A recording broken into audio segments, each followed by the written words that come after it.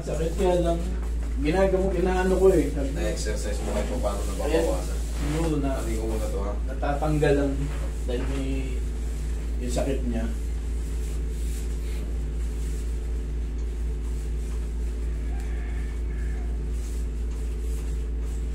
Pagka yung nag-exercise ka, maraming sumasakit sa'yo. Pagka bagong-bago ka, yung nagsimula ka lang ulit, expect mo na yung medyo may mga pain-pain pag na. Pero sundan mo lang ulit kinabukasan.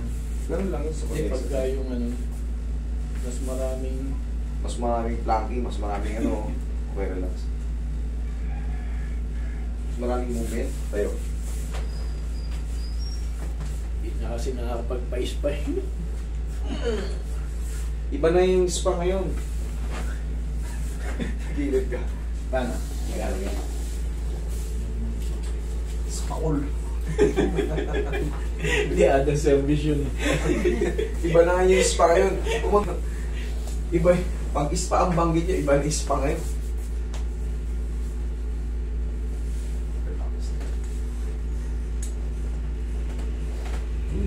Kaplasing tulong yung buo. Kabilang sa'yo. Masakit na yung likod ko. Ayan, sakto yan. Yan. Labas mo ito ng konti. Yung, thank you. Straight mo yung sa ilalim, sir. Yan, para balance. Okay, relax lang. Huwag mong lalabanan. Laglag mo ang katawan mo. Yung, sige pa. Sige pa. Yan, parang bumigay lahat. Dapa.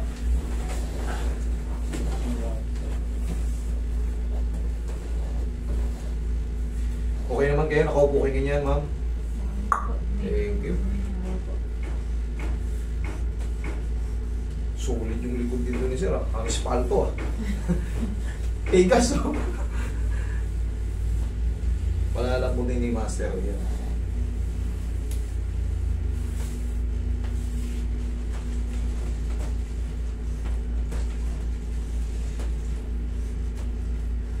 Ano mas na pare kayo?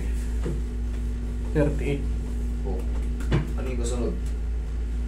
Pag ano, mag-break na tayo. Ito kasing maliit sa mga to eh. Dapat yung alam nilang matagal na pakainin nila yun. Pag yun na parang mamaya, pag ano, hindi na sila busog. Kasi pag busog ka, nakadapa ka. Masakit na. Yung sabaw ng ulam, baka may dual mo ba yan? Pag busog ka.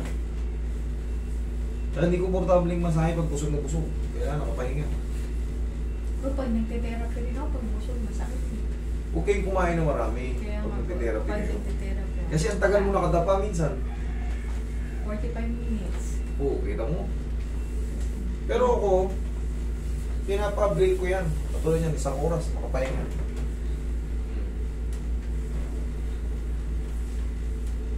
Para hindi na sobrang busog. Yung therapy nga ako, sabi ko, ba't ano masakit pa rin? Sabi niya, sobra daw tigas. Eh, hindi naman yung sinasabi ko ano yung matigas. Kaya raw gano'n. Tapos, Yung sabi kami- ko kasi yung sakit hanggang dito na, bumaba na raw yung sakit kaya hanggang dito na. O ngayon, ano mas masarap? Dito o doon?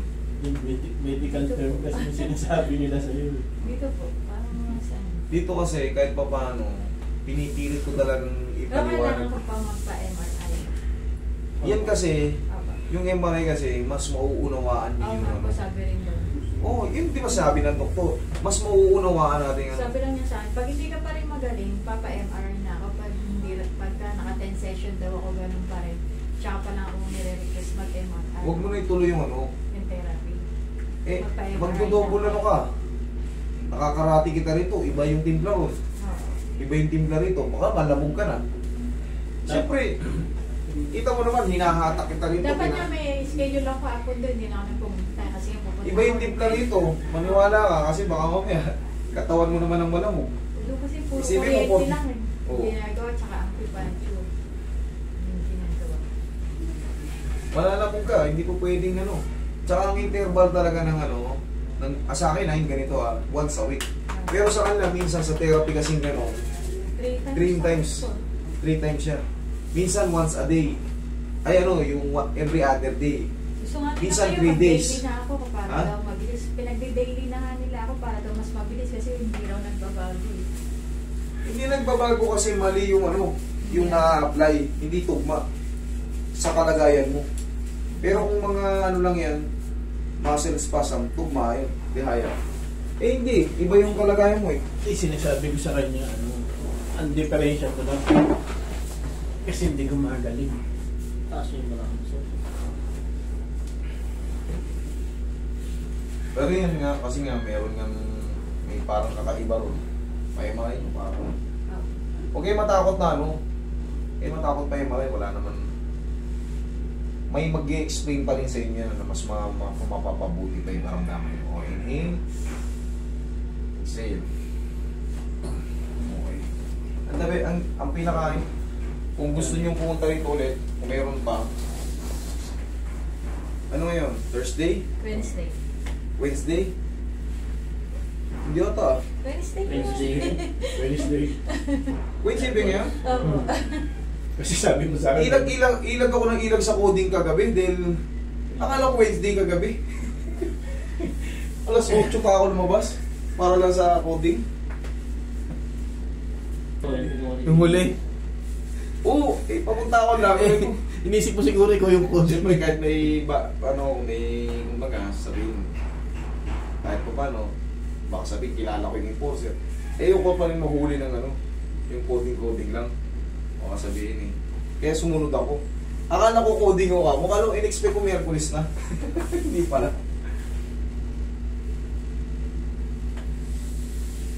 Sais kasi plaka ko eh.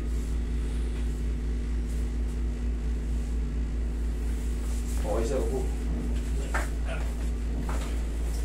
Pag nagka-drive ako, dito ko sumasakit. Ang tagal na nun. Ito, ang sagot dyan. Pag minamanehan dito,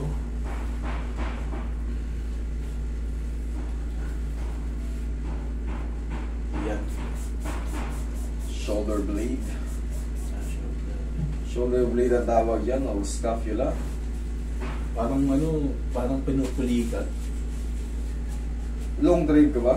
Dalas? Dati.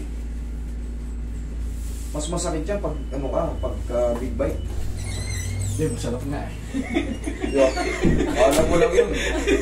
Mas ngawit na nakagano. Hindi, yung motor ko kasi, yung kinuha ko parang adventure. Parang BMW.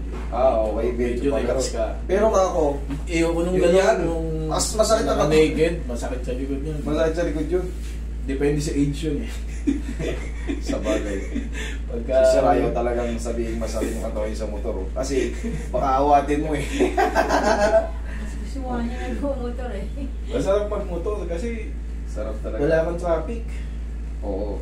Mas malinis yung Sabi ko nga sa kanya rito, papunta rito, pauwi sa atin.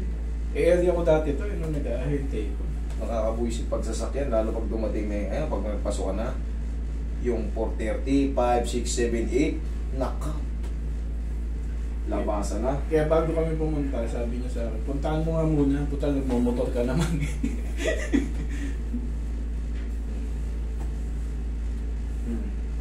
Okay? Sige. Thank you.